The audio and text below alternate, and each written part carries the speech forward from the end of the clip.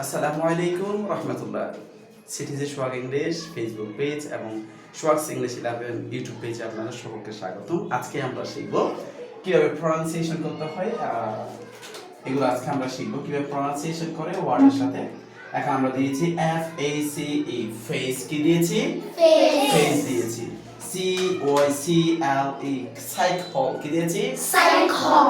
C I C N E cinema, M A ma, cinema. Okay, C E N T cent, কি দিয়েছি? Saint. সেন্টের মানে কি?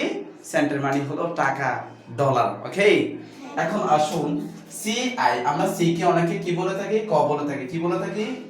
C এর উচ্চারণটা আমরা অনেকে ক উচ্চারণ করে থাকি, তাই না? ওকে, আমরা খেয়াল করি সি এর পর যদি আই থাকে, সি এর পর যদি ই থাকে, সি এর পর যদি ওয়াই থাকে, এটার উচ্চারণ হবে C I C. C I C E C C C E C C C Y C C C Y C C আরেকবার সি আই সি সি, কি বলেছি?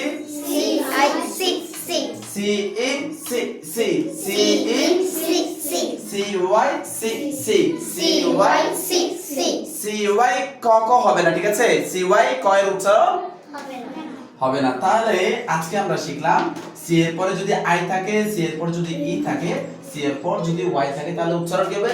C Y C C C E C C C I C C, right? Alright, okay.